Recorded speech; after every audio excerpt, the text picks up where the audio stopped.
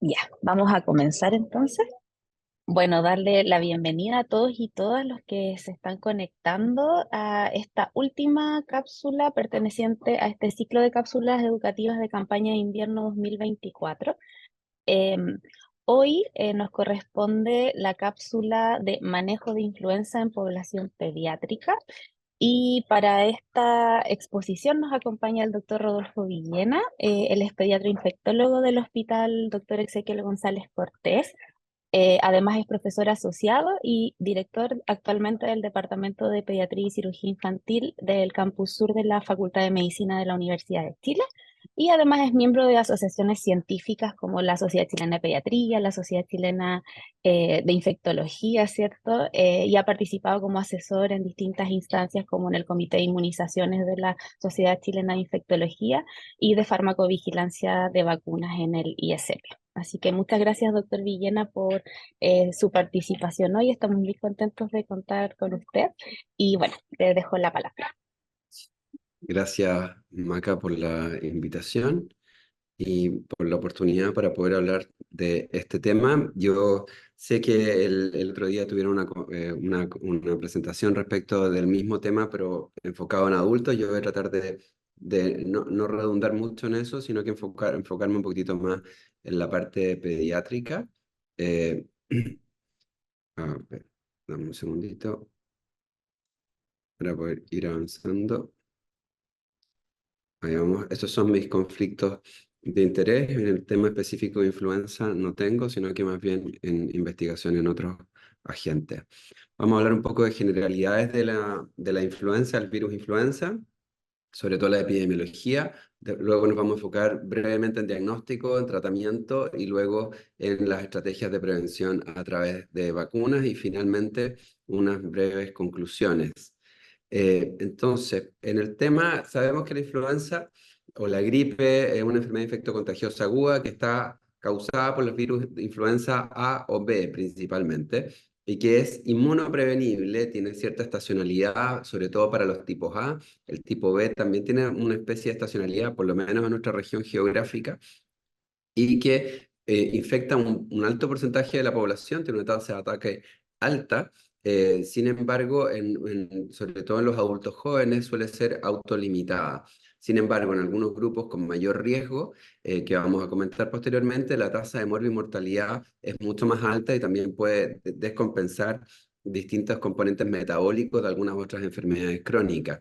Y la forma de transmisión es principalmente a través de gotitas, es decir, a 1 metro, pero también esta excreción puede ser en las fases asintomáticas, lo cual es importante de tenerlo en cuenta. Acá tienen la estructura del virus, que lo más importante que pueden ver acá, que tiene su neuraminidasa y la hemaglutinina. Y la combinación de esta neuraminidasa con la hemaglutinina es lo que te va a ir dando el tipo de cepa que va a estar circulando, si es H1 de hemaglutinina 1 con neuraminidasa 1 o H3N2, etcétera. Y esta es la combinación en base a la cual se generan las vacunas que vamos a hablar posteriormente.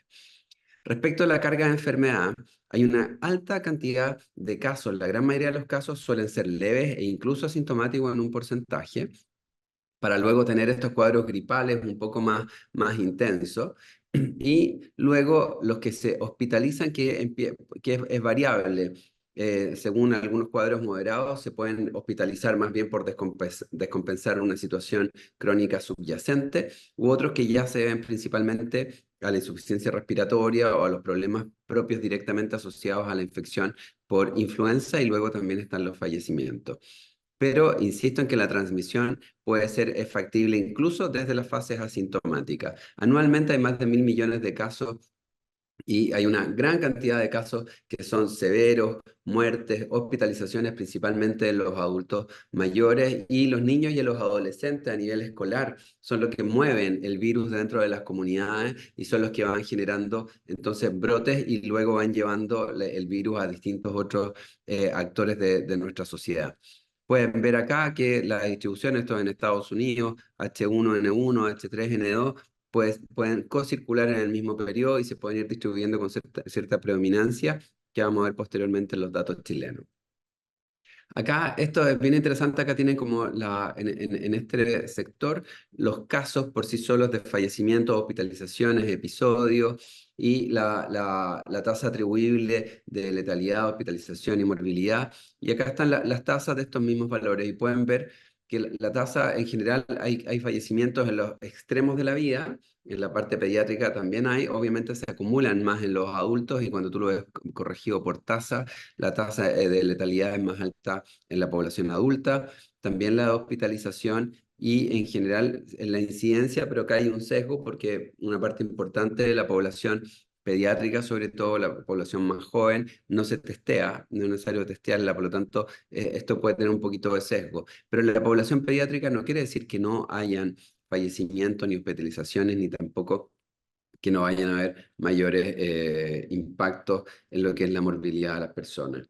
Este es un estudio de carga de enfermedad por influenza en Chile en el periodo 2012 al 2014, donde si nos enfocamos acá en las hospitalizaciones asociadas a influenza, pueden ver que en el grupo menor de 5 años la tasa es bastante alta también, y luego en el grupo mayor de 65 años, que es donde está la tasa más alta. Y lo mismo pasa cuando uno ve la letalidad asociada a la influenza. Claramente acá predomina el grupo mayor de 65 años y la población pediátrica enferma, pero su tasa de letalidad no es tan alta como ocurre en la población adulta. Cuando uno ve una vez más los datos de Chile del año pasado por infección respiratoria aguda grave, la influenza da cuenta de alrededor del 6,5% de la letalidad como en su globo, y luego aquellos que ingresaban a la unidad de cuidados intensivos daban cuenta de un 26% de las letalidades que ocurrían ahí. Varios casos, como ustedes pueden ver acá, también la influenza es parte de las etiologías por las cuales caen en ventilación mecánica o ingresan a cuidados intensivos en la población pediátrica. Sin embargo, en un porcentaje alto de la población pediátrica, el virus respiratorio sincicial, probablemente el que tiene la mayor carga de enfermedad. Acá estamos viendo una vez más los fallecidos y pueden ver que desde los hospitalizados, estos son distintos virus, en adelante, hospitalizados, ingresados a cuidados intensivos, y los fallecidos, el 78% dentro de los fallecidos corresponden a influenza. Y cuando uno analiza los casos, estos casos ocurren todos en pacientes no vacunados.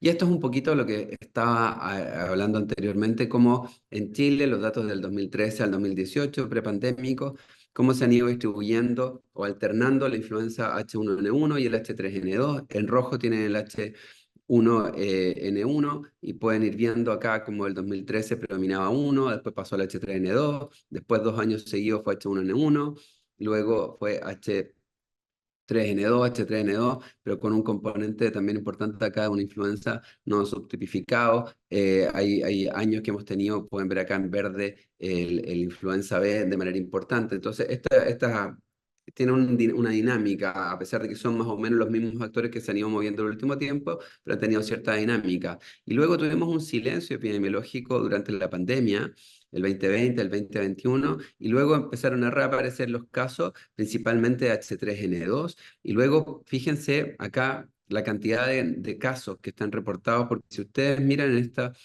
la diapositiva anterior, el número de casos tiene que ver además con la capacidad diagnóstica, pero pueden ser 70, 80 lo que se está viendo ahí.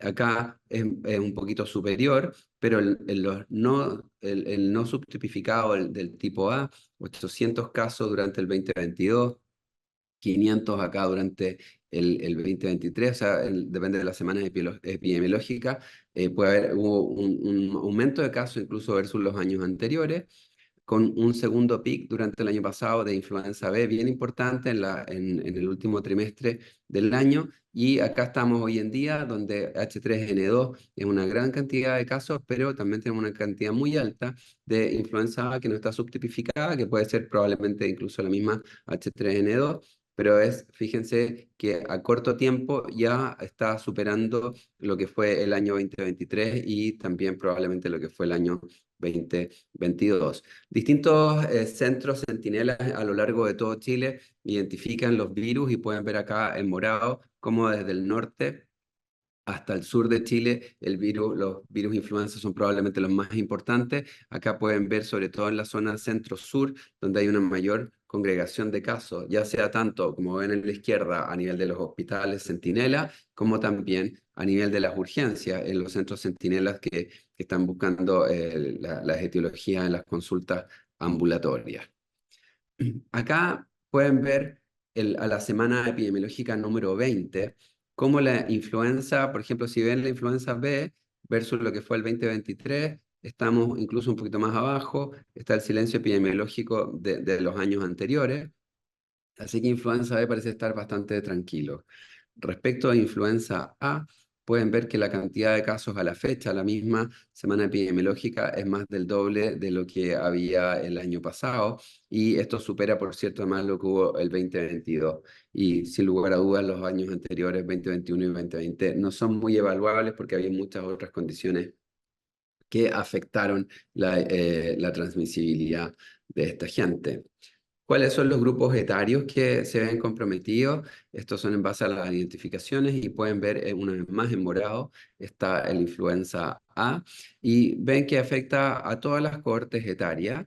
Sin lugar a duda, el grupo más joven, entre 15 a 54 años, es donde hay una mayor cantidad de casos identificados, pero fíjense que en general también en la población mayor de 65 años es casi predominante, al igual que de 15 años en adelante, predomina de manera bien importante.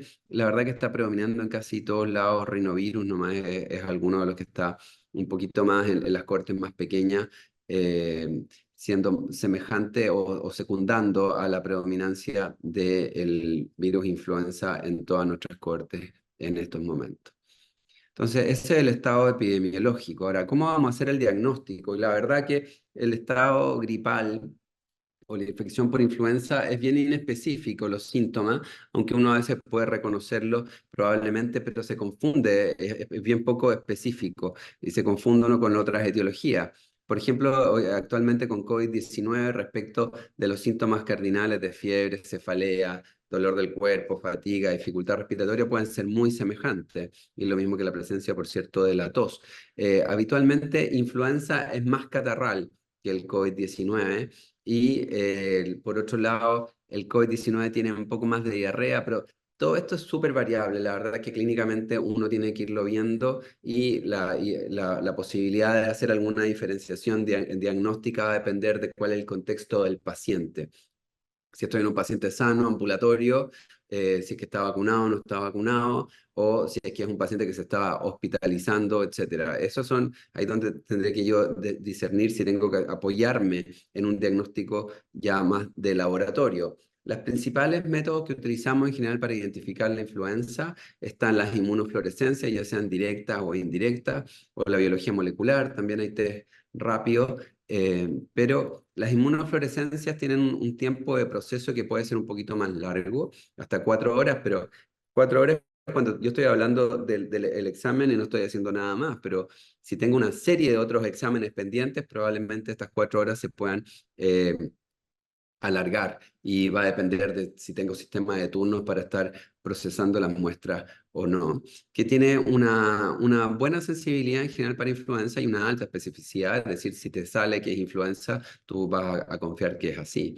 Los test moleculares son bastante más rápidos, pueden estar en cortos periodos de tiempo, hay distintos paneles, incluso algunos paneles que son de múltiples agentes que yo pudiera detectarlo y que tienen un tiempo de 2 horas para dar el resultado, pero eso también va a depender de cuántas muestras soy yo capaz de analizar por hora para poder ver si el resultado lo tengo en 2 horas, lo tengo más adelante. Y existen otros test rápidos que son prácticamente al minuto, pero tienen un costo más alto.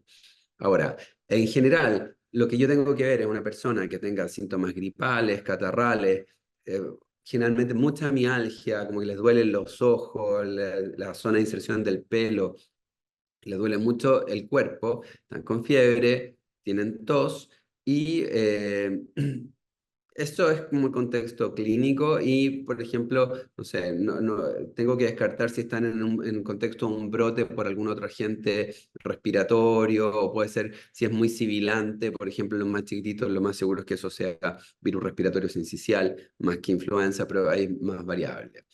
Eh, Ahora, en situaciones de rutina, en atención primaria, en un cuadro leve, no necesito apoyarme con diagnóstico del laboratorio, el manejo va a ser clínico y va a ser sintomático. ¿En quiénes voy a apoyarme con laboratorio? Básicamente en los casos graves, cuando yo estoy considerando hospitalización o si el paciente tiene factores de riesgo y para eso yo podría apoyarme con la inmunofluorescencia o con la biología molecular que conversamos anteriormente, también dependiendo de la disponibilidad de cada centro. Respecto al tratamiento, existen grupos considerados de alto riesgo para progresar una enfermedad por influenza grave. En adultos están las embarazadas y puérperas, también los grupos de mayor edad y obesidad mayor de 30, de índice de masa corporal mayor de 30, y luego una serie de enfermedades crónicas que ustedes pueden ver acá, incluyendo, por cierto, además a los inmunosuprimidos. Y en pediatría se describen también las enfermedades crónicas con los inmunocomprometidos y la población menor de 5 años. Y dentro de la población de menor de 5 años, los menores de 2 años. Pero eso hay que evaluarlo según si es que está vacunado o no está vacunado, si está vacunado oportunamente o no está vacunado oportunamente, y también puede depender un poco también de la condición, del estado premórbido que pueda tener el paciente. Las medidas generales que uno va a recomendar va a ser reposo domiciliario según la condición que esté, hidratación, manejo con antipiréticos para la fiebre, idealmente todo esto, la etiqueta de la tos, la higiene de manos, el, el tratar de evitar la socialización de esta persona, que no esté en lugares como estén muy aglomerados, porque va a haber mayor transmisión y a través de las gotitas, ¿cierto? A 1 metro, y educar en caso de que aparezca algún criterio de gravedad, que puede ser, por ejemplo, que empiece con mayor dificultad respiratoria, que tenga un rechazo alimentario persistente en el tiempo, o si se le pasó la fiebre y luego empieza a aparecer, a los 3, 4 días aparece de nuevo la fiebre. La influenza suele ser febril los primeros 3, 4 días, pero si la fiebre decae, luego viene una fase en que el paciente debiera ya, puede estar sintomático, pero sin fiebre, pero si luego aparece fiebre y se aumentan, resurgen algunos de los síntomas, ahí uno tiene que pensar que puede haber una complicación, que en la patología pediátrica habitualmente la más frecuente es que sean otitis, hay menor desarrollo de las cavidades sinusales, así que lo más seguro es que puedan ser otitis y hay que reevaluarlo, o si no pueden hacer algunas etmoiditis y luego también, por cierto, uno tiene que sospechar el desarrollo de una neumonía. Esto es un algoritmo de manejo en el cual dice que si su paciente tiene signos sugerentes de influenza, por ejemplo, si el paciente es así y tiene alguna condición de mayor riesgo y está admitido, es ingresado al hospital, se hospitaliza. En estas condiciones hay que hacerle test de influenza y dependiendo incluso de la condición del paciente, usted puede iniciar tratamiento empírico esperando el resultado del test de diagnóstico para poder suspender o no, dependiendo sobre todo del riesgo que hay. Sobre todo en pacientes que ingresan a unidad de cuidados intensivos, que caen en ventilación mecánica, que tienen un riesgo, eso implica que tienen un riesgo de fallecer. Obviamente no tengo que esperar el resultado del test, tengo que actuar con antelación, de manera mucho más precoz, inicio un tratamiento empírico y luego si el test es negativo, yo podré suspender la terapia empírica, pero no tengo que dejarle tanto más tiempo y capacidad al virus para poder seguir generando daño e inflamación. Ahora, eso es probablemente lo más importante, que si uno tiene un paciente que tiene condiciones de riesgo, está hospitalizado y yo veo que tiene un progreso acelerado de esta infección, tengo que yo apurarme un poquito más, ser un poco más agresivo, testeo, parto la terapia y luego me voy ajustando.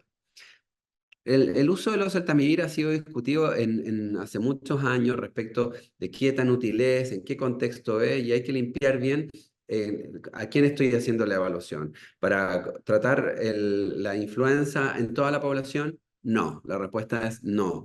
Tengo que ir viendo según factores de riesgo y en qué condición está, y ahí voy ajustando. Ustedes pueden ver acá, Estos son los datos de Europa comparativos del 2014-2015 con el 2017-2018, cómo progresivamente ellos han ido aumentando la recomendación de uso de oseltamivir para las influencias severas, complicadas, que progresan muy rápidamente o que están hospitalizados. En esto cada vez hay mayor consenso de que en ellos tienen que ser utilizados. Respecto del manejo ambulatorio, va a depender del tipo de riesgo que tenga la persona y pueden ver acá que en general en pediatría la recomendación es muy inferior respecto a lo que ocurre en hospitalizados y también es inferior respecto a lo que ocurre en pacientes adultos y vamos a verlo un poquito más en detalle. Pero en general, lo que se recomienda es que las personas de cualquier edad que estén hospitalizadas por influenza, independiente de cuántos días previos tengan los síntomas respiratorios, se puedan tratar. Siempre está esta discusión de que el oseltamivir solo es útil si es iniciado en las primeras 48 horas. Pero en el caso de los hospitalizados, eso no se toma en consideración y aunque llegue al cuarto día, la recomendación, sobre todo después de la pandemia del 2009 por H1N1, la recomendación fue iniciar terapia igual en los pacientes que tienen riesgo vital. En pacientes ambulatorios de cualquier edad, pero que tengan una enfermedad grave o progresiva, también existen recomendaciones para poder tratarlo y en pacientes ambulatorios de alto riesgo en general de complicarse, que vamos a ver quiénes son. En el resto de los pacientes, la indicación tiene un poquito menos de fuerza y peso en evidencia científica.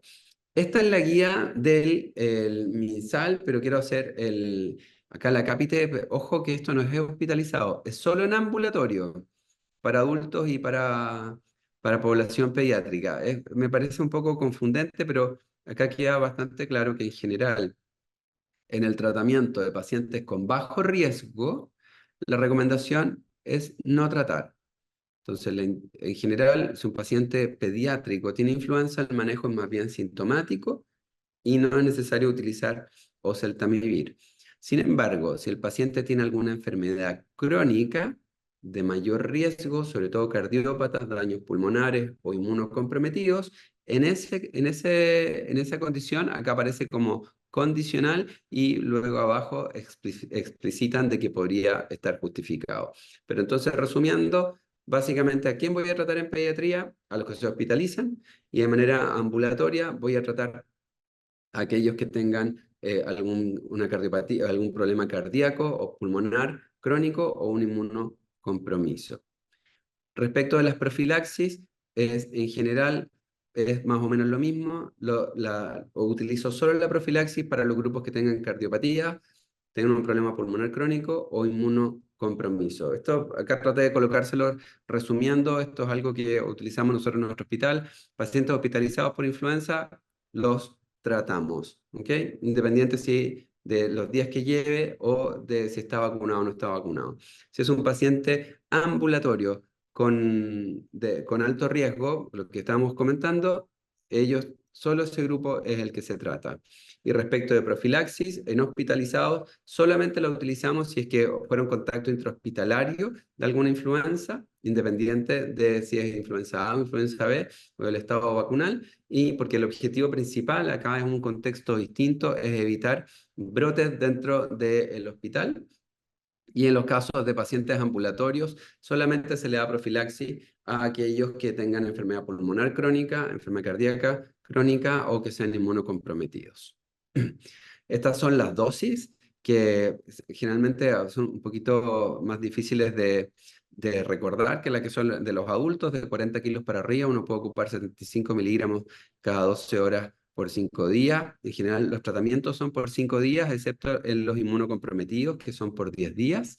Y las profilaxis son por 10 días, una vez al día. La terapia son 2 veces al día por 5 días, la misma cantidad de medicamentos, solo que acá 2 veces al día por 5 días y acá una vez al día por 10 días.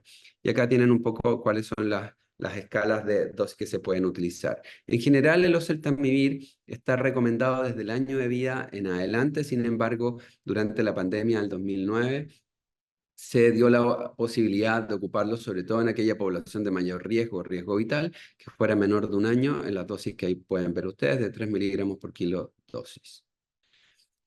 No olvidar que se transmite por gotitas, por lo tanto, tienen que, cuando estén hospitalizados o ustedes estén atendiendo a estos pacientes en la atención ambulatoria, en la urgencia, tienen que ustedes colóquense siempre sus precauciones estándar, pónganse antiparras, las conjuntivas es un camino fácil también para la influenza, para poder ingresar hacia el vía aérea posteriormente, poder infectarnos. Y las precauciones se ocupan hasta 5 días desde el tratamiento con oseltamivir en nuestros pacientes. Y si es que usted tiene la posibilidad de armar cohorte, puede juntar a los influenza, lo mismo que sea A, que sea B, que sea H3N2, H1N1, no necesita diferenciar eso y puede armar cohorte para poder organizar su hospitalización. Y finalmente, las vacunas. En general, las vacunas, nosotros las conocíamos vacunas trivalentes, y en algún momento empezó a hablarse de vacunas tetravalentes, la posibilidad de ser incorporada. Y ustedes pueden ver que en general de la influenza A, como habíamos dicho, ahí ocupamos dos subtipos, el H1N1, el H3N2, y en la influenza B había un tema que circulaba el linaje de Victoria y el Yamagata. Sin embargo, la posibilidad de predecir cuál iba a ser el que iba a circular en alguno de los hemisferios era casi un 50%. Por lo tanto yo podía decir va a circular Victoria y circulaba Yamagata, era como una especie de una moneda al aire. Por lo tanto, esa fue la razón por la cual se decidió incorporar las dos B, y se hablaba de vacunas tetravalentes para mejorar la cobertura. Sin embargo, el linaje Yamagata desde la pandemia no está circulando en el mundo. Hace ya casi 4 años que no hay circulación del linaje Yamagata, por lo cual la Organización Mundial de la Salud llama a que ya no es necesario ocupar vacunas tetravalentes, sino que solamente concentrarse en las vacunas trivalentes con dos componentes A y un componente B que sea semejante al linaje Victoria. Ahora, en general, en estudios realizados en América Latina, se ha demostrado que la vacunación en población en general, sobre todo en pediátrica, ha disminuido las tasas de hospitalización y también en la población de mayores de 65 años en porcentajes superiores a un 55%. Y esto es muy relevante porque siempre se discute cuál es la efectividad, que la vacuna si es buena o no es buena. Siempre es complejo, porque las vacunas para agentes respiratorios son difíciles de que sean capaces de montar una cantidad de anticuerpos suficiente para poder impedir a nivel de toda la mucosa respiratoria que tú te infectes o que desarrolles un cuadro gripal. Lo importante es que tú puedas prevenir letalidad y complicaciones mayores. Entonces, estas efectividades también va a depender de la efectividad para la influenza A o para el B.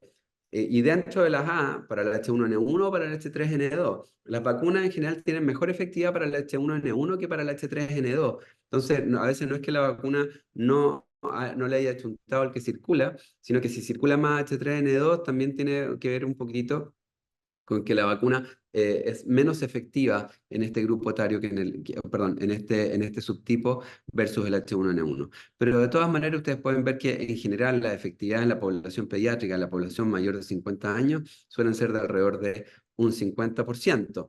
Pero este estudio es bien interesante porque esto puede depender también de cada uno de los países y pueden ver que, por ejemplo, Chile ha reportado efectividades más altas, casi hasta un 70% versus otros países, y cuando tú lo revisas, por ejemplo, para hospitalización en adultos, también se mantiene un 72% y en población pediátrica también se mantiene sobre un 70%, un 74%, y la efectividad de mayores de 65 es un 65%. O sea, también todos estos datos hay que ser cuidadosos en cómo los ajustamos a nuestra realidad. Y no es lo mismo, obviamente, si estoy parcialmente vacunado, si estoy completamente vacunado, si es que recuerden que alrededor de 14 días después de que yo me completo mi vacunación, si es una o dos dosis, dependiendo en qué momento de la vida estoy, eh, luego de eso ya estoy completamente vacunado. Fíjense que en general las tasas son generalmente superiores a un 50%, sobre todo para el H1N1, y pueden ver que para el H3N2 son un poquito más bajas. En Chile tenemos una estrategia de vacunación bien amplia que incluye al personal de salud. niños de 6 meses hasta quinto básico. Eso es para tratar de evitar además la diseminación de los brotes a nivel escolar y dentro de la comunidad. Adultos mayores de 60, embarazadas. Hay estrategias de capullo para los familiares de niños prematuros menores de 37 semanas, capullo para inmunocomprometidos menores de 6 meses, para trabajadores de educación escolar perdón, preescolar y escolar hasta octavo básico, el equipo de salud y adultos mayores de la GELIAM, trabajadores avícolas, criaderos de cerdo, tienen acá una serie de enfermedades crónicas entre los 11 y 59 años, y además están otras prioridades que tienen que ver con bomberos, con AF, con Fuerzas Armadas de Orden, Gendarmería, Contacto, Sename, etcétera. Hay muchísima gente que está incorporada dentro de la vacunación en Chile. Tenemos una vacuna que se ocupa, que es estándar, en dosis de 0,5 ml, independiente de la edad actualmente, y si es que tiene menos de 3 años y nunca, menos de 9 años, perdón, y nunca ha recibido una, una, una vacunación primaria de 2 dosis, tiene que recibir las 2 dosis separadas por un mes. Si ya la recibió, las siguientes dosis anuales son solamente de una dosis.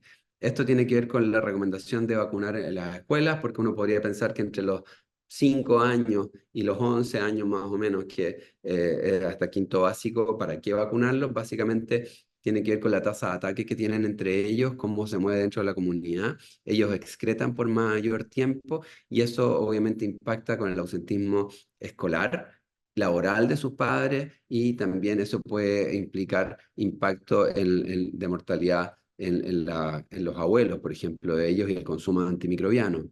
Este es un estudio bien interesante también que se hizo hace muchos años atrás, donde se veía que en general, si el personal de salud estaba mejor vacunado, también o sea, disminuían su ausentismo, estaban en mejores condiciones y también se morían menos los pacientes los cuales ellos atendían por la posibilidad de generar brotes intrahospitalarios. Embarazadas desde el 2012 son consideradas uno de los grupos de máxima prioridad para inmunización, porque ellas tienen un riesgo de fallecer que puede ser 2,4 o 4,5 veces mayor que aquellas mujeres de la misma edad que no están embarazadas, pero que presentan influenza. La vacuna es bastante segura, se puede ocupar independiente del trimestre y da un beneficio para la madre, porque la mujer, la madre, en ese momento es la que puede desarrollar una influenza más grave. Pero acá pueden ver las efectividades, va a depender de en qué momento, digamos, durante el embarazo, y cuál es la cepa que esté colocada, y en qué momento me vacuno y en qué momento me infecto, más o menos respecto a la eficacia que puedan tener. Pero fíjense que también tiene capacidad de proteger a el recién nacido o al lactante hasta los 3 meses de vida, en general un 56, un 39%, una eficacia que igual no es menor para poder evitar ese grupo que no se puede vacunar, poder también protegerlo. La vacuna se puede ocupar ampliamente. Enfermedades crónicas la pueden recibir y la deben recibir. No descompensa las enfermedades crónicas, reumatológicas, inmunológicas, ni nada de eso. La única contraindicación que tiene es el antecedente de anafilaxia al huevo o a algún componente de la vacuna. Pero alergia al huevo no es una contraindicación. Se puede vacunar de manera observada. Es una vacuna muy segura. Se ha discutido el riesgo de Guillain-Barré, pero un estudio del Instituto de Salud Pública demostró que en general cuando uno veía el riesgo atribuible de Guillain-Barré, el riesgo por la infección por virus influenza era 16 veces mayor que el riesgo de Guillain-Barré inducido por una vacuna. Por lo tanto, la vacuna podría en sí protege contra el Guillain-Barré.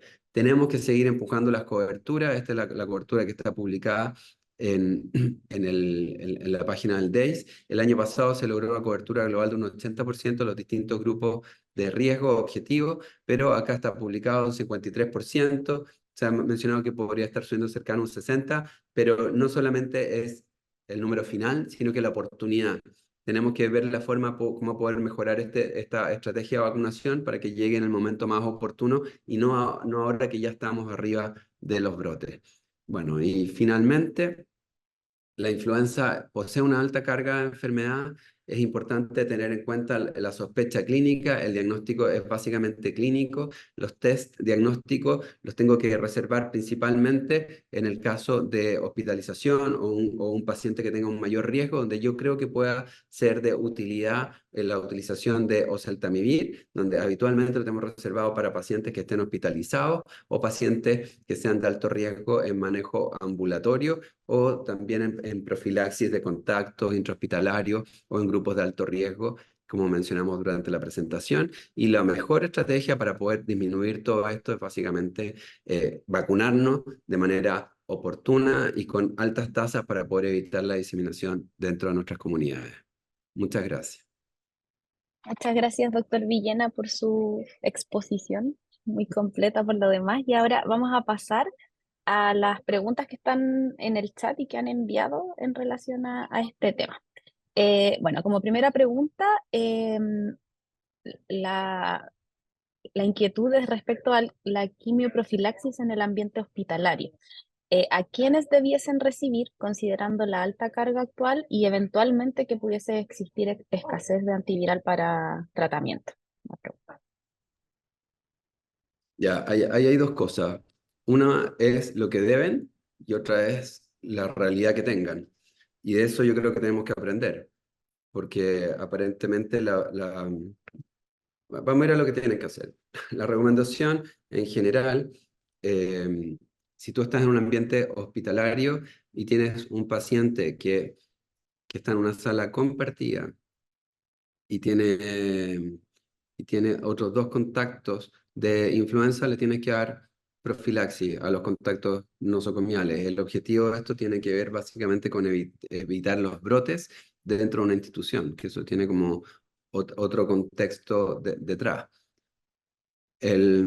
No hay contraindicaciones en general. Yo te diría que prácticamente lo único importante es que tienen que ajustarse en el caso de insuficiente renal. Las dosis tienen que ser evaluadas y revisadas para poder ver según peso, vimos una parte, y la otra es según si el clearance que tenga, la dosis que tienen que recibir. Es muy bajita si es que son Ujú. pacientes que tienen falla renal. Perfecto, muchas gracias. Acá hay una pregunta que es un poco de la experiencia, bueno, que en un curso de tercero básico y que es algo que se ha visto también en otros comentarios, que estando la mayoría de los niños vacunados contra influenza según el calendario y según la priorización ministerial, aún así más de la mitad de los niños estuvieron con influenza confirmada y con síntomas muy acentuados. Entonces, bueno, sabemos que la vacunación no va a evitar que estos niños enfermen, sino que va a disminuir la gravedad de estos cuadros, pero la pregunta es, ¿a qué se podría deber esto? Si es que el virus está más agresivo, si es que hay menos inmunidad o por esta baja exposición previa en los años de la pandemia. Y una pregunta como un poco más respecto a esto. Sí, y disculpa, Maca, se me olvidó contar la otra parte. El tema de escasez, el tema de escasez del fármaco. Yo insisto que es algo que tenemos que aprender. Alguien tendrá que decir por qué hay escasez, digamos. Ujú, Una cosa es que hayamos tenido un silencio epidemiológico, pero si tú ves lo que estaba pasando en el hemisferio norte, uno sabe que se va a ir replicando después. Por lo tanto, era esperable que pudiéramos tener un poquito más. Así que es probablemente algo que tenemos que aprender y mejorar para el próximo año. Y seguir viendo la forma de poder disponer y no dejar de tratar a los que tenemos que tratar. ujú. Lo demás ya empieza en un conflicto, decir, pero entonces díganme que no trata a este, eso es algo que tiene otro tinte y que la verdad que tienen que hacer los esfuerzos para poder asegurar el tratamiento a sus pacientes que tienen mayor riesgo. Respecto del Perfecto. tema súper interesante, a ver, la vacunación ayuda a disminuir, a tener una cantidad de anticuerpos que me disminuyan el riesgo de hacer una influenza grave y que ojalá me acorte el tiempo de transmisión. Si yo te dijera, yo infecto a una persona por cada día y me demoro 10 días en estar excretando, vacunado quizás yo infectaría a 10 personas y vacunado yo quizás podría 4 días y en vez de 10 o 4 y así uno dice, bueno, voy disminuyendo a poquitito y lo más Ujú. importante es que ojalá eso no le llegue al de mayor riesgo. ¿Te fijas? Que finalmente esa cantidad que yo estoy infectando no llega al de más riesgo. Existe toda una tremenda discusión para todo tipo de... los infectólogos estamos con muchísima pega entre pandemia y pospandemia porque pareciera que el sistema inmune quedó como un poco sedentario en este tiempo que estuvimos encerrados, que mucha mascarilla. Las escuelas en Chile estuvieron vergonzosamente cerradas de manera prolongada, por lo tanto la interacción social disminuyó muchísimo, las infecciones respiratorias disminuyeron muchísimo y eso pareciera que desentrenó al sistema inmune en general. Y eso se llama la deuda inmune. Tuvieron mucho tiempo sin tener pega, estaban sobrepeso, sedentarios, metían los virus y nos pillaron en una situación un poquito desentrenada. Pero sobre eso, además, han llegado una mayor capacidad en la inflamación, aumenta la aportación bacteriana. Y eso ha llevado a que se trasloquen más neumococos, más piógenes, y en paralelo lo que estamos viendo no son solo influencias más graves, sino que estamos viendo influencias que se sobreinfectan con neumococo, con neumonía necrosadas, con empiema y complicadas de mayor frecuencia, y ahora tenemos una alerta porque también hay una mayor, que han habido asociaciones de mientras más influenza hay, mayor complejidad de infecciones por estreptopiógenes estamos teniendo. Entonces tenemos mucho más abscesos por piógenes, mucho más bacteriemia, incluso en grupos menores de 5 años, donde el piógene no era tan importante, o menores de 4 años, casi el 50% de los casos reportados en Europa son debido en este grupo etario. Entonces hay una combinación de factores de sistema inmune y no necesariamente que haya cambiado tanto la virulencia en el virus. El virus más o menos el mismo, pero nuestro sistema inmune está un poquito ahí tironeado y es de esperar que en los siguientes años nos vayamos acomodando a poquitito y esto se vaya retomando cierta normalidad. Perfecto, muy claro, muchas gracias. Hay una pregunta acerca de los test rápidos para influenza, que me imagino que se refieren a los que venden como en las farmacias. A eso me da la impresión que se refieren, que cuál es la sensibilidad y la especificidad para ellos y si se recomienda utilizarlos o no. Ya, uno quiere hacer un test porque quiere hacer algo con la respuesta. ¿Ok? Y estoy hablando desde el punto de vista clínico, digamos, si estoy atendiendo a alguien, yo le voy a pedir un examen porque le estoy pidiendo una pregunta a ese test y quiero hacer algo con la respuesta de ese test. Por lo tanto, si es un test que yo pudiera ocupar para tomar en una urgencia, donde yo quiero decidir rápidamente en un lugar más alejado, que no tengo centro de derivación y que puedo tener la capacidad de verlo ahí mismo en 20 minutos, en 30 minutos, por cierto que pudiera ser utilizable. ¿Cuándo utilizar? Una vez más, orientado a pacientes, si son ambulatorios, de alto riesgo, o un paciente que yo vea que tiene ambulatorio, pero que veo que está teniendo una progresión que probablemente va a tener que derivar a un centro de hospitalización. Ahora, los costos de los test rápidos de influenza en general, a nivel, estoy hablando como a nivel hospitalario o en los consultorios, no son muy, hay que ser cuidadoso porque son más elevados y tienes que elegir bien a quién le vaya a hacer el examen. Porque si te pones a hacer el examen a todo el mundo, te vas a quedar sin insumos en corto tiempo y sin poder identificar al que realmente necesitas identificar. La sensibilidad es más o menos buena, la especificidad es buena, hay varios test rápidos que son bastante buenos y se pueden utilizar. El tema son los costos y tienes que tener bien protocolizado a quién se lo vas a ocupar, a quién se lo vas a indicar dentro de tu institución. Perfecto, muchas gracias. Em, Preguntan para reforzar hasta cuándo un paciente con influenza puede contagiar. En general, el promedio son 5, o sea, hasta 10 días puede ser contagiante.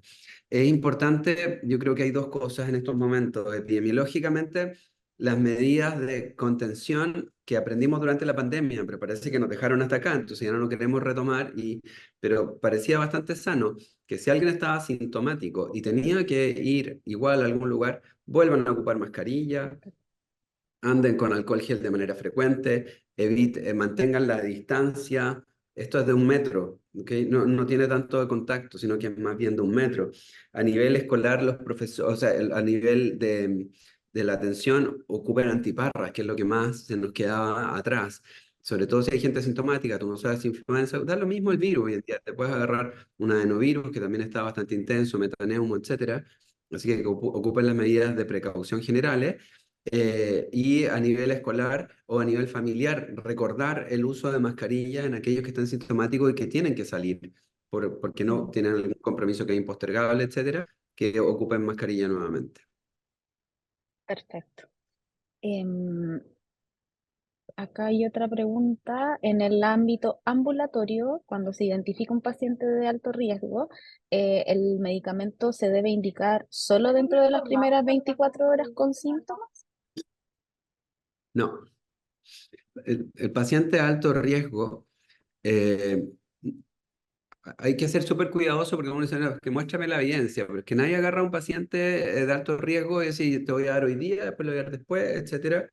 Eh, y habitualmente los pacientes de alto riesgo son excluidos de los estudios iniciales, Ujú, cuando tú estás registrando estos fármacos, etcétera. Entonces hay que ser cuidadoso.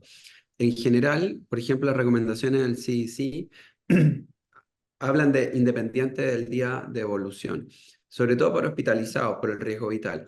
Pero si yo tengo un paciente con fibrosis quística y que está con influenza, que inició y que yo no logré discriminar porque tiene tos siempre, pero lleva como 3 o 4 días, yo lo voy a tratar igual. Tú quizás vas a arriesgar un poco el rigor académico, que no, que lleva 48 horas, lleva un poco más, versus que no tienes no es fácil poder ajustar. Y esa es la diferencia que hace al clínico, que tenga criterio para poder decir en cuál ajusto un poquitito más, me puedo mover. Acuérdense que las normas son recomendaciones, no es un decreto de fuerza de ley, sino que uno tiene que ocupar su criterio clínico y no es reemplazable el criterio clínico cuando uno está evaluando a un paciente, y las normas son las cosas que te sugieren y que te ujú, llevan a que tú te organices un poco, pero el responsable final es el médico. perfecto, súper claro. Reforzando un poco lo que se comentó respecto a que los menores de 2 años en el fondo serían un grupo de riesgo, eh, la pregunta es si en contexto ambulatorio entonces se recomienda tratar con oseltamivir a todos los niños y niñas menores de 2 años con influenza confirmada. No, Ujú, no, están considerados perfecto, grupo de riesgo, pero vuelvo a insistir, para tratamiento solo cardiópatas, daño pulmonar crónico, inmunocomprometido. perfecto, Tienen más súper riesgo, claro. pero nosotros los vacunamos y Ujú, generalmente están bien vacunados. Y ujú, habitualmente no tenemos son considerados de más riesgo, pero no tienen una progresión tan grave en Chile, por lo menos, y no se ha demostrado que sea necesario tratar a todos los pacientes pediátricos que no tengan las condiciones de riesgo que mencionamos.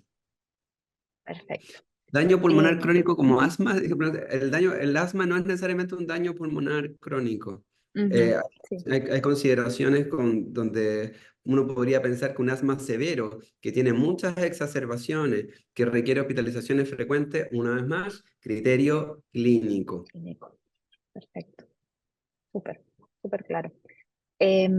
Otra pregunta que también es bien frecuente y también salió en el webinar del lunes, ¿cuánto tiempo tiene que esperar una persona que se infecta con influenza si no estabas vacunado para vacunarse?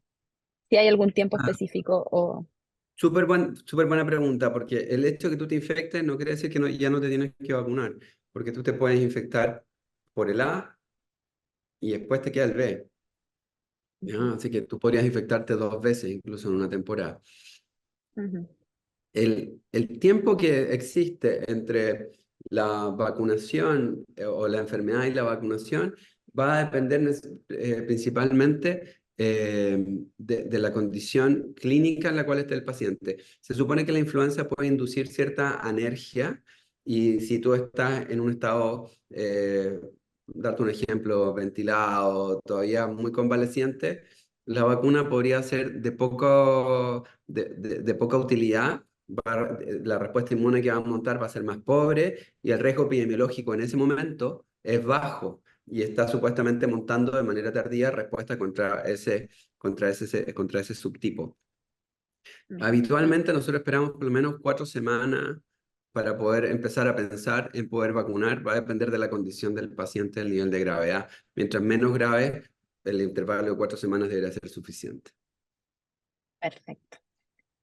Hay una pregunta que dice que, bueno, en relación a las neumonias por influenza sobreinfectadas y dado el aumento que ya habíamos comentado de reportes de casos de streptopiógenes, ¿qué esquema antibiótico sugieren aplicar bajo este contexto epidemiológico?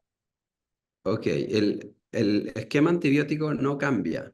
No existe piógenes en el mundo resistente a la penicilina ni a la amoxicilina.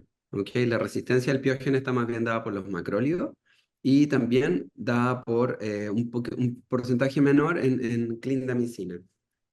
Pero ojo con tratar amigdalitis estreptocócicas con macrólidos. De partida, recuerden que en pediatría al menos la mitad o más de las amigdalitis estreptocócicas que ustedes vean no lo son. Ustedes creen que van a ser, pero la verdad que la posibilidad que uno la pueda identificar es solamente un 50% clínicamente. Así que idealmente verlo del test. Se está discutiendo a nivel ministerial que vamos a hacer un poquito con eso, pero se tratan con amoxicilina. Si tú tienes una amigdalitis estreptocócica, se trata con amoxicilina una vez al día por 10 días. Tú haces toda la dosis en una, 50 miligramos por kilo, máximo 1 gramo al día por 10 días. Neumonía se tratan por 7 días con fraccionados 2 veces al día. Pero Perfecto. amoxicilina, no hay un cambio en la susceptibilidad. Ojo que no es lo mismo mecanismos de resistencia que mecanismos de virulencia. Soy más malo, pero no necesariamente soy más resistente a antibióticos. La neumococo, el piógenes y Neisseria meningitis han matado históricamente jóvenes, niños en la población, pero es porque son muy virulentos, no es porque sean muy resistentes. De hecho, se tratan con penny. Ujú. Perfecto. Vamos a ver dos preguntitas más a propósito del tiempo para poder ir terminando. Bueno, acá mencionan que se comentó que es posible que reaparezca la fiebre luego de 4 días o sea, en el fondo, después de que termina el periodo inicial de fiebre en influenza, que haya una reaparición de fiebre, que podría suceder dentro del curso natural. Para sospechar realmente que esto se trata de una complicación, esa fiebre, ¿qué características tendría que tener? ¿O basta solamente con un pic de fiebre? ¿O qué otros síntomas se tendrían que asociar para pensar en una complicación? Lo más habitual que tú ves es que si el paciente había estado en 38, 37,5, ya desferveciendo un poco las alzas febriles, las alzas térmicas, tú veas un cambio completo en la curva, o sea, empieza a ser 38,8, 39, y habitualmente se empieza a quejar de alguna otra cosa más, dolor intenso en uno de los oídos, sobre todo. Yo te diría que son lejos los más frecuentes y rechazo alimentario persistente, no es una sola no en Mm, una sola toma, en una sola alimentación, sino que de manera persistente. Y la fiebre, la fiebre no es una urgencia, solamente podría ser considerada probablemente una urgencia en crisis febriles, ¿cierto? Con convulsiones que se asocian, pero a lo contrario, tú puedes tratar de manejar la fiebre, esperar un par de horas, 4 horas, 8 horas, ir viendo cómo va el patrón. Pero si el patrón va así y va subiendo la frecuencia, te ujú. cambia el patrón de fiebre, tú ahí asumes que puede haber una sobreinfección y ahí es cuando tienes que reevaluarlo. Perfecto. Em, bueno, hay varias preguntas respecto al ¿desde cuándo se puede usar oseltamivir? Acá hay un comentario que dice que ¿cuál es la recomendación considerando que en el ISP estaría aprobado en mayores de 1 año? Es lo que les comentaba, está aprobado desde 1 año para arriba, sin embargo, en situaciones de mayor riesgo, si hay un riesgo vital, tú podrías considerarlo una población menor de 1 año. Si tienes un paciente que llega por influenza y tiene 6 meses, 8 meses, un cardiópata, y se está muriendo con una influenza en el ventilador, la verdad que en esas situaciones de riesgo se puede considerar el uso de oseltamivir. Perfecto. Y la última pregunta, respecto a cuántos días después de la infección por influenza sigue resultando positivo el test o la PCR, si es que se realiza, pensando en contagiarse 2 veces en una temporada de influenza, como para pensar en un nuevo cuadro. Ya, punto uno, no tomen test de salida. Si tú haces un test demasiado sensible como biología molecular, bueno, a veces tú puedes identificarlo 4 semanas después, pero recuerda que la identificación no quiere decir viabilidad. Yo puedo estar detectando un cadáver de virus. Te fijas, yo estoy identificando el material genético del virus. No estoy diciendo que está vivo o muerto. Si yo le pongo clínica y el paciente está con fiebre, con mocos, con todo, me da la impresión que está vivo el virus en ese momento y está replicante. Pero que Ujú. yo lo identifique 3 semanas después no es necesario. Por lo tanto, en general, 5 días mientras esté con el celtamivir, 10 días en condiciones habituales, eso es. pero uno podría identificarlo de manera anecdótica hasta 4 semanas después. Pero eso no, la posibilidad de tener o no otro cuadro va a depender de la exposición que pueda tener cada uno y de si está vacunado o no está vacunado y contra qué se está exponiendo. Perfecto. Bueno, quedaron hartas preguntas en el tintero, pero tratamos de abarcar la mayor cantidad de temas que fueron apareciendo en el chat. Queremos agradecer nuevamente al doctor Villena por su participación en esta cápsula, por su disposición a responder las preguntas. Recordarle a los asistentes que la grabación de esta cápsula quedará disponible en el canal de YouTube de Hospital Digital, probablemente durante esta y la próxima semana, para que puedan revisarla aquellos que no se conectaron o que llegaron un poquito más tarde. Así que muchas gracias a todos y todas y nos vemos en una próxima oportunidad.